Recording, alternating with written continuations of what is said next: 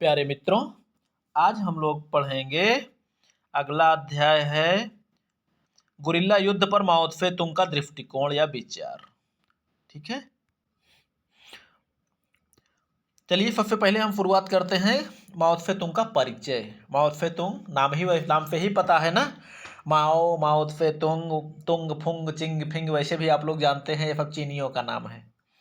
तो आप समझ गए होंगे ये किस देश के हैं, चीन के हैं। ठीक है, चलिए मित्रों, एक बार फिर से वही लाइक और सब्सक्राइब जरूर कर दिया कीजिए। मित्रों, एक बार आपको हम फिर बता रहे हैं, बच्चों आप चाहे कहीं के भी हों, अगर आपको कहीं भी कोई प्रॉब्लम आती है तो आप आराम से हमें मैसेज कर सकते हैं, और जहाँ तक हमारी व्यवस्था है हम आपको वो सुविधाएं प्राप्त कर सकते हैं मुफ्त में कि आप कम से कम अपने जो है सिलेबस को आप पूर्ण कर सकें, जो आपको पढ़ना है। ठीक है, हाँ, ये बात सही है कि अगर किसी ने हमसे डायरेक्ट सहायता मांगा कि सर हमारे पास जो है, हम थर्ड सेमेस्टर में है, फोर्थ सेमेस्टर में है, हमारे पास पढ़ने की कोई व्यवस्था नहीं है, तो हम उनको सीधे प्लेलिस्ट भी भेज देते हैं, वो भी मुफ्त में, ऐसी कोई बात नहीं है। इसलिए आप लोग निसंकोच होकर, हमने पूरा इसीलिए मैसेज लगभग आप लोगों का जो आता है हम ज़रूर पढ़ते हैं, और जो भी हमसे हो पाता है हम करते भी हैं। ठीक है, कभी कभी ऐसा भी होता है कि जिसको हमको लगता है ये बच्चा ज़्यादा परेशान है तो उसको हम अपना नंबर भी प्रोवाइड कर देते हैं। हालांकि नंबर हमारा जो है हमारे किसी वीडियो में ज़रूर होगा। ठीक है, बाकी वैसे भी हमारा नंबर है 9956331228। ठीक है, आप चाहें तो व्हाट्सएप पर भी हमसे मैसेज करके पूछ सकते हैं, सर इसमें ये हमारे लिए कोई, इसके लिए हमारी व्यवस्था कर दीजिए, हम भेज देते हैं, कोई भी प्लेलिस्ट भी भेज देते हैं। लेकिन अभी आप केवल अगर जो है ये, अरे, राष्ट्रीय शिक्षा नीति के फोर्थ सेमेस्टर तक ही बने हैं, फोर्थ भी चल रहा है। लेकिन हाँ, आप लोग जो भी मैसेज करते हैं हम पढ़ते ज़रूर हैं। ठीक है, बाकी जो हमारे लायक होता है वो हम करते हैं। अगर कुछ बच्चे ऐसे भी होते हैं जो कहते हैं सर वीडियो जल्दी जल्दी लोड करो, तो बताइए हम जल्दी जल्दी कहाँ से लोड करें बेटा, हमारे पास भी तो समय होता है ना, बहुत सारा काम होता है, घर का भी काम होता है। हालांकि मैं एक किसान आदमी हूँ, ऐसे भी खेती बाड़ी से लेके पढ़ाने लिखाने तक पूरा काम होता है। ठीक है, इसलिए बहुत ज़्यादा समय नहीं मिलता, लेकिन जो भी समय मिलता है हम चाहते हैं कि आपके परीक्षा होने के पहले ही आपको पूरा चीज़ें मिल जाए। प्रयास मेरा यही रहता है। ठीक है, चलिए फिलहाल हम आपके साथ हैं, इतना आप मान के चलिए। चलो, गुरिल्ला युद्ध पर माओ त्से तुंग का दृष्टिकोण या विचार। परिचय। परिचय में जैसे हमने आपको तुरंत बता दिया, ये चीन के हैं। तुंग फुंग चिंग पिंग जो नाम होता है चीनियों का है। तो इनका जो है जन्म स्थान 1893 मध्यवर्ती चीन यूनान प्रांत में, मृत्यु 1979 में, जिन्हें आधुनिक गुरिल्ला युद्ध का जन्मदाता भी कहा जाता है। 1981 में चीनी कम्युनिस्ट पार्टी के संस्थापक, यानी चीन में कम्युनिस्ट पार्टी की स्थापना इन्होंने की। माओ का ही विचार है कि चीनी क्रांतिकारी आंदोलन में केवल वही दल सफल होगा जिसे कृषकों या किसानों का सहयोग एवं सहानुभूति प्राप्त होगा। वैसे भी मित्रों हमने आपको बताया भी था, एक किसान जो होता है वो सबका पिता होता है। इसलिए पिता होता है कि अगर किसान, सब लोग अन्न खाते हैं, भोजन खाते हैं, करते हैं, अन्न का ही कहने का मतलब खाना ही तो खाते हैं ना, और वो खाने का उत्पादन जो करता है वो किसान होता है। इसलिए जो लोग जो है खुद जो है अन्न का उत्पादन नहीं करते, वास्तव में जो हम कहते हैं जो भरण पोषण की व्यवस्था करता है, वास्तव में वही पिता होता है। जगत पिता ईश्वर को माना जाता है ना। चलिए, फिलहाल ये भी कहा जाता है कि कृषकों का, किसानों का सहयोग और सहानुभूति जिसके साथ होगा वही जो है, वही आंदोलन सफल होगा। क्योंकि किसानों की संख्या ज़्यादा होती है, किसी भी राष्ट्र में आप देख लीजिए, किसानों की संख्या ज़्यादा होगी, मजदूरों की संख्या ज़्यादा होगी। ठीक है, माओ त्से तुंग ने जमींदारों से जमीन को छीनकर दरिद्र एवं भूमिहीन किसानों को देना प्रारंभ कर दिया। ठीक है, अब भाई जब बात तो सही है, जैसे कुछ लोग होते हैं ना मित्रों, कभी आप लोगों ने देखा होगा, एक को लूट कर, एक अमीर को लूट कर अगर 10 गरीबों को दिया जाए तो एक अमीर आपको लुटेरा कहेगा, लेकिन 10 गरीब आपको भगवान कहेंगे। ठीक है, तो बस बिल्कुल यही सिद्धांत आप मानिए। जमींदारों, क्योंकि जमींदार तो पूरा जमीन पे अधिकार किए बैठे थे, एक जमींदार के पास हजारों बीघे जमीन, अगर उसने किसानों को बांट दिया, वो भी 5-5, 10-10 बीघे, तो आप समझ सकते हैं कि वो कम से कम नहीं तो 200 लोगों को जो है 5-5 बीघे जमीन बांट देगा। जमींदार अकेले कहेगा कि ये लुटेरा है, लेकिन 200 किसान कहेंगे कि ये भगवान है। ठीक है मित्रों, तो वही नीति माओ से तुंग ने भी अपनाया था जमीनों से कि जमींदारों से। वैसे भी जमींदार वगैरह जिनके पास बहुत ज़्यादा ज़मीनें होती हैं मित्रों, वो ठीक से खेती कर भी नहीं पाते। वो कहीं उनकी खेती कहीं ऊपर पड़ी है, कहीं बंजर पड़ी है। किसान बेचारे, उनके पास खेत नहीं है, वो बेचारे फिर भी जो है मजदूरी कर कर के परेशान है। जो छोटे किसान होते हैं जिनके पास खेती कम होती है, वो खेती ज़्यादा अच्छा करते हैं। आप लोग खुद भी देखिए, अपने आसपास भी आप देखिए, जिनके पास जो है 50 बीघे जमीन होगी, वो क्या करते हैं, कहीं बजरी बो दिए, कहीं चना बो दिए, किसी में होता है किसी में नहीं होता है, कोई सूख रहा है, कोई क्या कर रहा है। लेकिन जिनके पास जो है, जिन किसानों के पास 2-4-6 बीघे जमीन होती है, वो पूरी ताकत लगा कर मित्रों जो है उस खेती में पूरा करते हैं, आप समझ लीजिए। ठीक है, आप स्वयं भी देख सकते हैं, चाहे जिसके पास आप देख लीजिए, उदाहरण के रूप में आप देख लीजिए।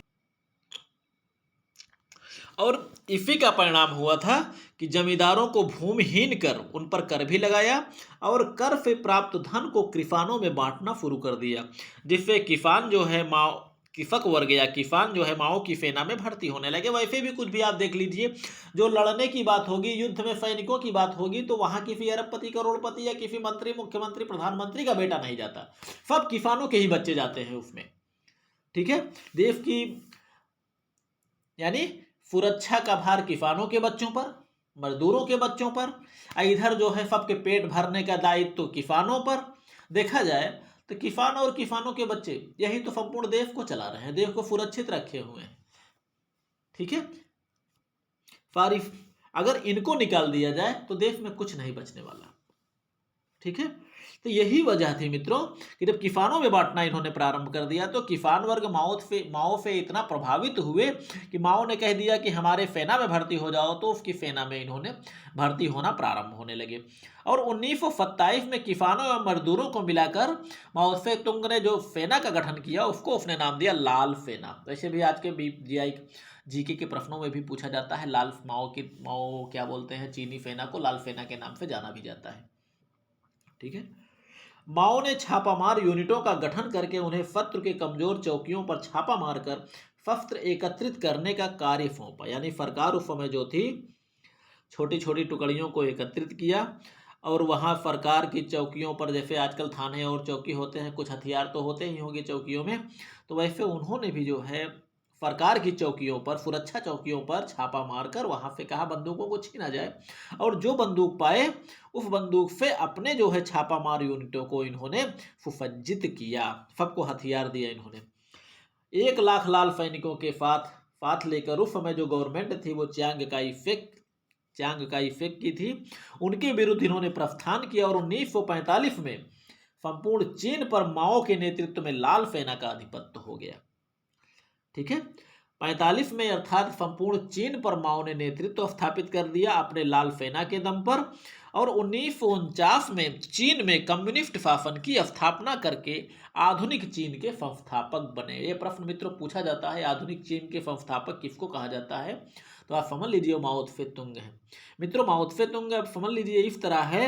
और एक बात और भी यही बोलना चाहिए कि 1962 में भारत पर जो आक्रमण हुआ था वो भी माओ त्से तुंग ने ही करवाया था। ठीक है, चलिए, माओ से तुंग की जो पुस्तक है वो है problems of strategy and China's revolutionary war. ये माओ से तुंग की पुस्तक का नाम है। ठीक है, आगे देखते हैं माओ से तुंग के गुरिल्ला युद्ध, गुरिल्ला समरतंत्र के प्रमुख तत्व। भाई माओ से तुंग का नाम अगर आता है तो आप समझ लीजिए कि गुरिल्ला युद्ध का विचारक है, जिसे आधुनिक गुरिल्ला युद्ध का जनक कहा जाता है। हालांकि गुरिल्ला युद्ध का जनक अगर देखा जाए तो भारत में शिवाजी को माना जाता है, जिन्होंने गुरिल्ला युद्ध को शुरू किया था। ठीक है, तब तक उस गुरिल्ला युद्ध का नाम हम लोग छापामार युद्ध के नाम से शुरू किया था उन्होंने। लेकिन स्ट्रैटेजी, नीति, लड़ाई करने का तरीका सब वही है, मारो और भागो, मारो और भागो, छल बल कपट धोखा। बात तो सही है, अगर किसी कमजोर को अगर ताकतवर से लड़ना है तो बिना छल बल कपट के वो नहीं जीत सकता। ठीक है, चलिए, गुरिल्ला समरतंत्र के जो प्रमुख तत्व हैं, माओ ने गुरिल्ला युद्ध के स्ट्रैटेजी और समरतंत्र दोनों पर विशेष जोर दिया है। इसके लिए निम्न प्रमुख तत्वों को आवश्यक माना है। भाई गुरिल्ला कार्रवाई कहाँ सफल होगी, किस क्षेत्र में सफल होगी, कौन कौन से तत्व हैं, इसके बारे में उन्होंने अपना ये वक्तव्य दिया है। ठीक है, पहला नंबर है विशिष्ट पिछड़ा ग्रामीण क्षेत्र होना चाहिए गुरिल्ला कार्यवाही के लिए, जहां के निवासी शासन सत्ता से शोषित हो और उनके विरुद्ध हो और कुंठित हो। अर्थात ग्रामीण पिछड़ा क्षेत्र, वहां पर गुरिल्ला कार्यवाही सफल होगी जहां के निवासी गवर्नमेंट से नाराज हो, गवर्नमेंट उन पर अत्याचार कर रही हो, शोषण कर रही हो, और वहां की जनता गवर्नमेंट की नीतियों से तंग हो और उससे परेशान हो। ठीक है, यानी केवल चिंगारी लगाना हो, बाकी आग अपने आप भड़क उठे। ठीक है, अगला है मित्रों भौगोलिक स्थिति।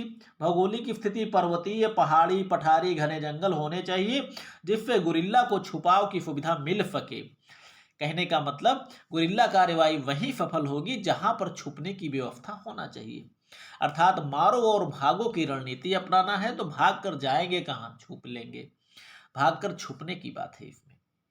ठीक है, तो छुपाव वाले सुविधा में ही जो है, जहां छुपाव की सुविधा होगी वहीं पर गुरिल्ला कार्यवाही सफल होगी। और छुपाव के लिए पर्वतीय, पहाड़ी, जंगल आदि यही क्षेत्र उचित भी है। यानी अगर फील्ड में अगर कहा जाए, प्लेन जमीन पे कहा जाए कि गुरिल्ला कार्यवाही सफल हो जाएगी तो संभव नहीं है। ठीक है, अगला है परिवहन एवं संचार व्यवस्था का अभाव हो जिससे शत्रु गुरिल्लों के विरुद्ध कोई गतिशील कार्यवाही ना कर सके। भाई अगर फड़क फड़क गुरिल्ला भागेगा, मैदान रहेगा, तो गाड़ी, फोर व्हीलर और ये बड़ी बड़ी गाड़ियों से उनको पकड़ लेंगे। तो यानी ऐसा स्थान हो जहां पर परिवहन की सुविधा ना हो, संचार की सुविधा ना हो। ठीक है, यानी सैनिक जो है कोई तीव्र कार्यवाही गुरिल्लों के विरुद्ध ना कर सके, वहीं पर गुरिल्ला कार्यवाही सफल होगी। ठीक है, अगला है सफलता हेतु तो मजबूत सूचना तंत्र होना चाहिए। कोई भी गुरिल्ला कार्यवाही बिना सटीक सूचना के नहीं होनी चाहिए। अर्थात तो बिल्कुल सही सही की जो सूचना मिले तभी गुरिल्लों को कार्यवाही करना चाहिए। ऐसा ना हो कि क्योंकि मुट्ठी भर होते हैं बेचारे, संख्या भी कम होती है, ऐसा ना हो कि ये कहीं आक्रमण करने जाएं और वहां पर शत्रु पहले से ही भारी संख्या में हो, सूचना ठीक से इनको मिल ना पाए और वहां जाकर सब के सब खत्म कर दिए जाएं। इसलिए सूचना जो है सटीक होनी चाहिए और उसी के अनुसार तैयारी करके आक्रमण करना चाहिए इन गुरिल्लों को। ठीक है, क्योंकि गुरिल्लों को यह भी बात ध्यान में रखना पड़ता है कि जहां पर आक्रमण कर रहे हैं वहां पर हम बहुत देर तक तो आक्रमण करेंगे नहीं, मारो और भागो, मारकर हम भागकर छुपेंगे कहां, इसकी व्यवस्था पहले से देखी रहनी चाहिए। ठीक है, और गुरिल्ला यहाँ पर इन्होंने माओ से तुंग ने कहा है कि हमारी स्ट्रैटेजी 10 पर 1 हो तथा हमारा समरतंत्र 1 पर 10 हो। 10 पर 1, 1 पर 10, अर्थात एक अकेला गुरिल्ला 10 सिपाहियों पर भारी पड़ेगा, ऐसा ये गुरिल्ला को मानना चाहिए अपने आप को। ठीक है, यानी हम अकेले ही 10 के बराबर हैं। ठीक है, चलिए आगे है गुरिल्ला युद्ध की स्ट्रैटेजी एवं समरतंत्र। गुरिल्ला कार्यवाही की स्ट्रैटेजी व समरतंत्र एक दूसरे से मिले जुले होते हैं जिन्हें एक दूसरे से अलग नहीं किया जा सकता। जैसे इनकी स्ट्रैटेजी में क्या क्या होता है, स्ट्रैटेजी और समरतंत्र में, स्ट्रैटेजी और समरतंत्र दोनों आप देख सकते हैं। पहले पहल करना, पहल करना का मतलब पहले मारना, पहले आक्रमण करना। सतर्क रहना, हमेशा अलर्ट रहना, अचानक दुश्मन आकर हमको खत्म ना कर दे, पकड़ ना ले, समाप्त ना कर दे। प्रतिरक्षा यानी अपने आप को सुरक्षित रख, प्रतिरक्षा में रहते हुए सतर्कता पूर्वक शत्रु पर समरतांत्रिक हमला, यानी अपने आप को सुरक्षित रखते हुए ही दुश्मन पर हमला करना है। ठीक है, दूसरा है, अगला है समरतांत्रिक दृष्टिकोण से लाभदायक स्थलों पर अपने आधार स्थापित करना, यानी जहां से आप कार्यवाही कर सकिए ऐसे स्थानों पर जो आपके लिए लाभदायक आप समझते हो उन पर पहले आप अधिकार करके अपने वहां पर स्तंभधारी आधार अपना मजबूत कर लीजिए। ठीक है, आक्रमण व प्रतिरक्षा में स्पष्ट संबंध होना। भाई बात सही है, रक्षात्मक युद्ध लड़ते हैं गुरिल्ला, इसलिए पहले प्रतिरक्षा को वरीयता देते हैं फिर आक्रमण को, क्योंकि अगर जीवित रहेंगे तो फिर आक्रमण कर लेंगे, लेकिन अगर सुरक्षा ही खतरे में पड़ गई तो फिर आक्रमण करने का दोबारा मौका ही नहीं मिलेगा। भाई जब सुरक्षित ही नहीं रहेंगे तो आक्रमण क्या करेंगे। इसीलिए आक्रमण और प्रतिरक्षा दोनों में स्पष्ट संबंध, यानी दोनों एक दूसरे से संबंधित होना चाहिए। गतिशील क्रियाओं को विकसित करना, यानी तेजी से आक्रमण करते हुए गति बना के रखना है, क्योंकि शत्रु से तेज गति होगी तभी आक्रमण ठीक से कर पाएंगे। अगला है सही कमांड अथवा नेतृत्व कुशलता। ठीक है, कमांड नेतृत्व तो अच्छा रहना चाहिए, क्योंकि सेना मुट्ठी भर होती है, अगर नेता ठीक नहीं रहेगा तो कभी भी खतरे में डाल सकता है पूरी फौज को। इसलिए नेता को यहाँ पर नेतृत्व कुशल होना चाहिए, बुद्धिमान होना चाहिए, अनुभवी होना चाहिए। ठीक है, क्योंकि बिल्कुल ये मान के चलिए कि गुरिल्ला कार्यवाही बिल्कुल हाथों में रखी हुई पानी की बूंद है। जिस प्रकार पानी की बूंद अगर जमीन पे गिर गई तो हम उसको नहीं उठा सकते, उसी प्रकार थोड़ी सी गलती में अगर हमारे गुरिल्ला सैनिक सब चपेट में आ गए तो समझ लीजिए संपूर्ण गुरिल्ला कार्यवाही ही समाप्त हो जाएगी, सदा के लिए अंत हो जाएगा गुरिल्ला समरतंत्र का, गुरिल्ला क्रिया का, गुरिल्ला कार्यवाही का, गुरिल्ला अभियान का। ठीक है, अगला है माओ त्से तुंग की गुरिल्ला सामरिकी। माओ त्से तुंग ने क्या कहा है गुरिल्ला सामरिकी में, देख सकते हैं। जब शत्रु आगे बढ़ता है तो हम पीछे हटते हैं, जब वह पीछे हटता है तो हम पीछा करते हैं, जब वह रुकता है तो हम तंग करते हैं, जब थक जाता है तो हम आक्रमण करते हैं। अर्थात सुकून से ये जीने नहीं देते उनको, ना बैठने देते हैं, ना रुकने देते हैं, ना नींद लेने देते हैं, कहने का ना नींद तक हराम कर देते हैं उनका। शत्रु आगे बढ़ता है तो हम पीछे हटते हैं, जब पीछे हटता है तो हम पीछा करते हैं, जब रुकता है तो हम तंग करते हैं, जब थकता है तो हम आक्रमण करते हैं। एक प्रकार से माओ त्से तुंग की गुरिल्ला सामरिकी का एक प्रकार से ये मंत्र है, मूल मंत्र मित्रों। हालांकि गुरिल्ला समरतंत्र का मूल मंत्र है मारो और भागो, लेकिन माओ त्से तुंग की गुरिल्ला सामरिकी यही है, जब शत्रु आगे बढ़ता है तो हम पीछे हटते हैं, जब पीछे हटता है तो पीछा करते हैं, जब रुकता है तो हम तंग करते हैं, जब थकता है तो आक्रमण करते हैं। ठीक है, तो मित्रों इसको हम यहीं पे समाप्त करते हैं। बाकी उम्मीद करते हैं ये आपको समझ में जरूर आया होगा। बाकी पढ़िए लिखिए, मस्त रहिए, खुश रहिए। अगले क्लास में हम लोग पढ़ेंगे गुरिल्ला कार्यवाही है तो माओ त्से तुंग के 3 नियम, 8 निर्देश, 10 सिद्धांत।